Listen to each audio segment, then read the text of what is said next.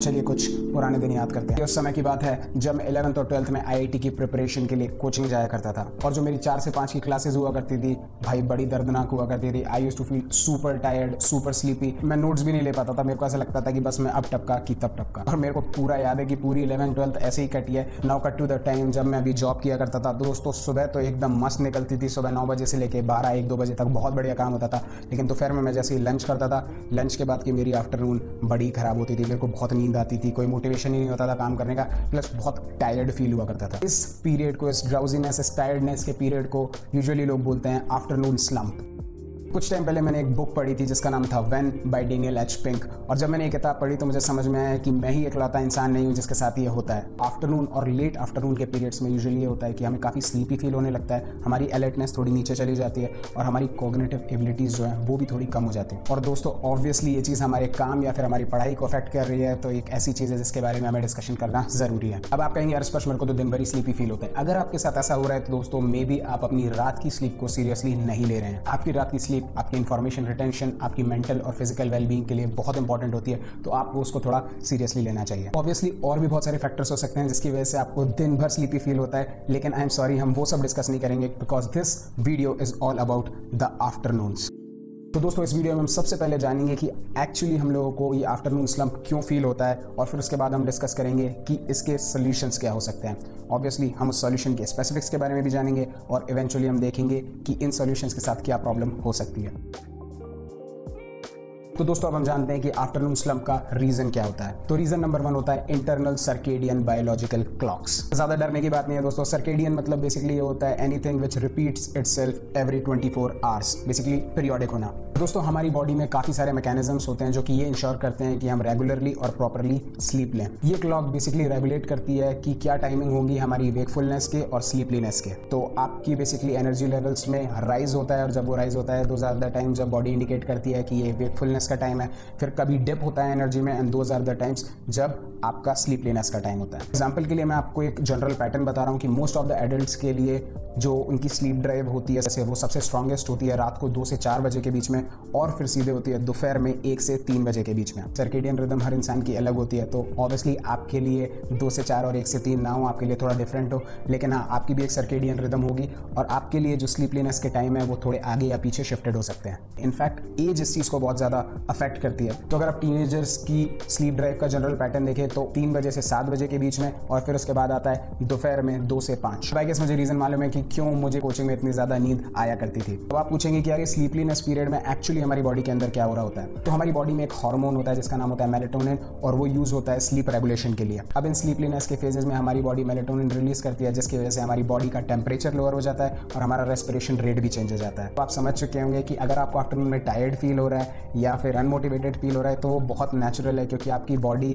एक तरीके से आपको इंडिकेट करिए कि भाई सो जाओ, सारी फंक्शनिंग को थोड़ा कम कर दो। बट फिर भी दोस्तों हमारी बॉडी अकेली ऐसी चीज़ नहीं है जिस पे हम सारा ब्लेम डाल सकते हैं। हमारी कुछ हैबिट्स भी हैं जिसकी वजह से हम ये जो आफ्टरनून का फेज़ है उसको और ज़्यादा टायर्ड और स्लीपी अपने लिए बना देते हैं। एक रीज़न हो सकता है कि आपने मे भी सुबह अपना ब्रेकफास्ट प्रॉपर्ली नहीं किया हो। तो ऑब्वियसली सबको मालूम है कि हमारी बॉडी को कुछ एनर्जी तो चाहिए होती है फंक्शन करने के लिए, और अगर आप सुबह अपना खाना सही से नहीं खाएंगे तो बाय द आफ्टरनून आपके अंदर जितनी भी एनर्जी है वो पूरी की पूरी खत्म हो जाएगी। दूसरा रीज़न हो सकता है कि आपने कोई बहुत ज़्यादा हैवी कार्ब वाला लंच किया हो, जैसे कि आपने कोई शुगरी ड्रिंक्स पी हो बहुत ज़्यादा, या फिर कुछ पास्ता खाया हो, या फिर आपने वाइट ब्रेड खाया हो। आपके अंदर जो शुगर लेवल होता है वो स्पाइक कर जाता है, तो आपके अंदर ढेर सारी एनर्जी आ जाती है and then suddenly it drops, और वजह से ड्रॉप होता है तो you start to feel super tired. और मे भी ऐसा हो सकता है कि आप डेस्क जॉब वाले बंदे हैं तो आप अपनी चेयर पे काफी लंबे पीरियड तक बैठे रहते हैं। बॉडी स्टिलनेस को एक सिग्नल की तरह लेती है कि it is time to go to sleep. Sleep Foundation ये भी कहती है कि इफ यू आर डिहाइड्रेटेड तो this can also lead to you feeling super tired या फिर super drowsy in the afternoon. तो अब हमको समझ में आ गया है कि बेसिकली आफ्टरनून स्लंप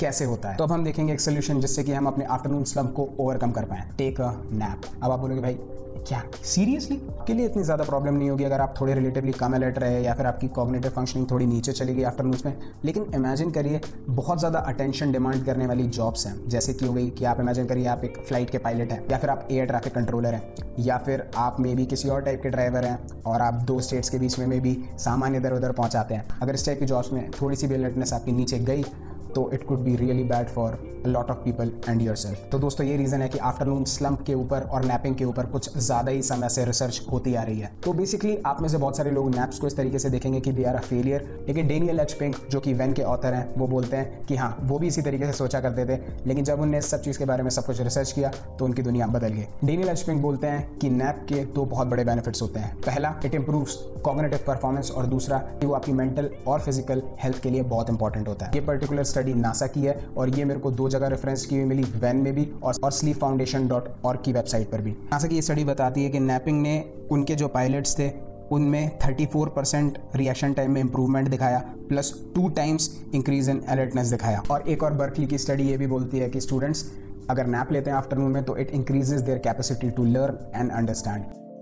तो गाइस कुछ चीज़ें हैं जो आपको कंसिडरेशन में लेनी होंगी अगर आप सोच रहे हैं कि आपको एक नैप लेना है, लेकिन उनमें सबसे इंपॉर्टेंट चीज़ है टाइमिंग। तो अगर आप एक बहुत छोटी नैप ले रहे हैं जैसे कि 5 मिनट की, तो आपका ब्रेन रिकवर नहीं कर पाएगा, तो बेसिकली आपको अलर्टनेस में इंप्रूवमेंट नहीं दिखेंगे, आपकी टायर्डनेस भी किसी हद तक नहीं जाएगी। दोस्तों जो गोल्डन टाइम पीरियड आपको अपनी नैप का रखना है वो है अराउंड 10 से 25 मिनट। अब आप इमेजिन करिए कि आप बहुत लंबी नैप ले रहे हैं जैसे कि 25 मिनट से लंबी, तो इस केस में आपका ब्रेन स्लीप इनर्शिया में चला जाता है और फिर जब आप वापस उठेंगे सडनली तो आपको बहुत एकदम ड्राउजी सा फील होगा, उल्टा और बेकार फील होगा, आपकी अलर्टनेस और ड्रॉप हो जाएगी क्योंकि ब्रेन को लगेगा कि अरे भाई मैंने इसको स्लीप में पहुंचा दिया लेकिन इसकी स्लीप तो पूरी हुई नहीं है। और इनफैक्ट आपको और इंटरवल एक लगेगा इनिशियली, यानी कि प्री नैप वाली स्टेट में आएंगे और फिर उसके बाद आपका इंप्रूवमेंट कुछ होगा। किसी भी हेल्दी एडल्ट को अप्रॉक्सीमेटली 10 से 20 मिनट की नैप लेनी चाहिए and it will be most effective for him. ऐसी ब्रीफ नैप्स बहुत आइडियल होती हैं ऐसी जगहों के लिए जहाँ पे लोगों को सडनली उठने के बाद बहुत ज़्यादा हाई अटेंशन रिक्वायर्ड हो या फिर बहुत ज़्यादा अलर्टनेस रिक्वायर्ड हो। तो आप पूछेंगे कि यार ये नैप मुझे किस टाइम पे लेनी है,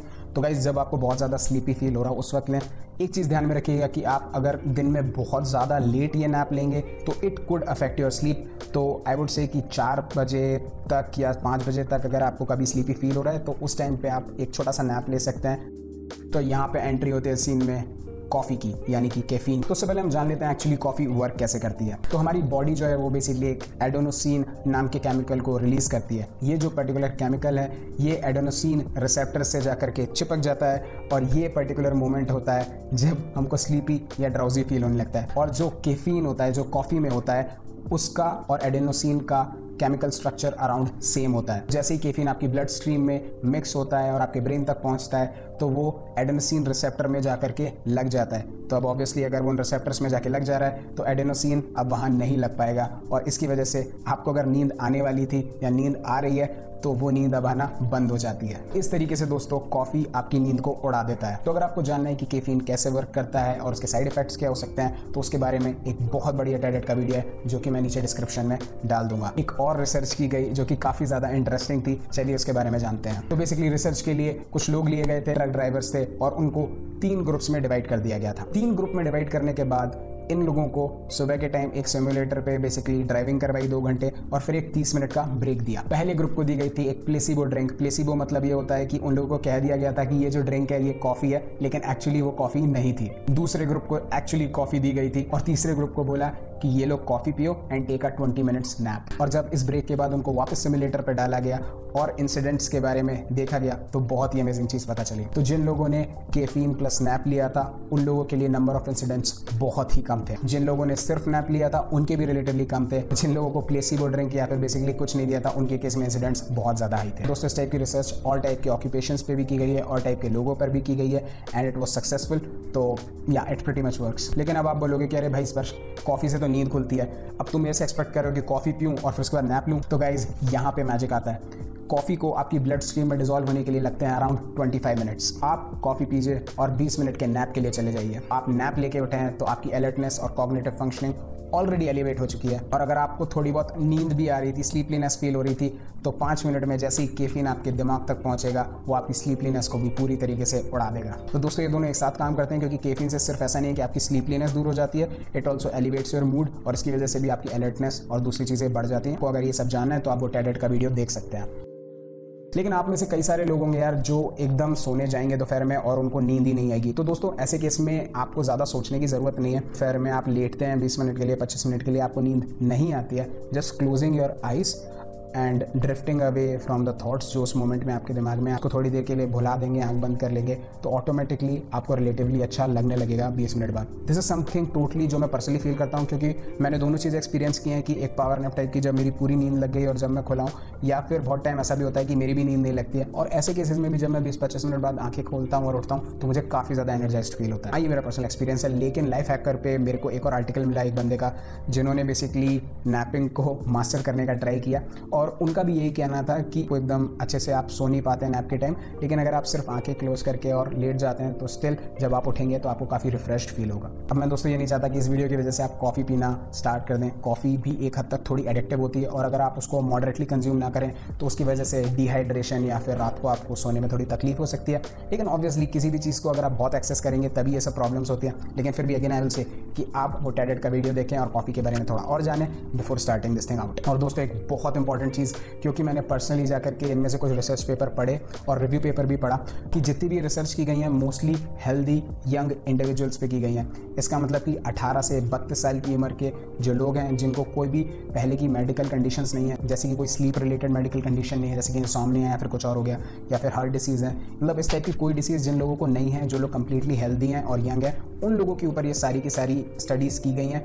तो अगर आप इस कैटेगरी में आते हैं, आपको अगर कोई और पहले से मेडिकल कंडीशन है, तो आई वुड सजेस्ट कि may be this works for you, लेकिन आप थोड़े और पढ़ें इस चीज़ के बारे में और फिर ही इसको करें। तो दोस्तों इन जनरल मैं कॉफ़ी नहीं पीता हूँ। टायर्ड या स्लीपी फील होने लगता है तो मैं अपने फ़ोन पे 25 मिनट का टाइमर लगाता हूँ। 25 मिनट इसलिए कि इमेजिन करिए मेरे को 5 मिनट थोड़ा नींद आने में लग जाए, और मैं लगाता हूँ और सोने चला जाता हूँ। 25 मिनट बाद अलार्म बजता है और मेरी नींद खुल जाती है और मेरे को अमेजिंग फील होता है। I hope you enjoyed this video, और अगर आपको ये अच्छी लगी हो तो प्लीज़ यार इस वीडियो को शेयर करो, क्योंकि अपने व्यूज़ थोड़े कम आ रहे हैं आजकल, और कम आ रहे हैं तो थोड़ा मोटिवेशन कम हो जाता है ना वीडियो क्रिएट करने का। और दोस्तों मैं अपने इंस्टाग्राम चैनल पे ढेर सारी बुक्स के रिव्यूज़, लर्निंग्स और नोट्स भी आजकल शेयर करता रहता हूँ। तो अगर आप मेरे इंस्टाग्राम पे आएंगे तो आपको हर रोज़ कोई ना कोई स्टोरी मिल जाएगी जिसमें मैं कोई ना कोई नई टाइप की इन्फॉर्मेशन शेयर कर रहा हूँ। तो प्लीज़ जाइए _discoman जो कि मेरा टैग है इंस्टाग्राम पे, उसको जाकर के फॉलो करिए और अपनी लाइफ को थोड़ा और हसीन बनाइए। So guys see you in the next video, bye.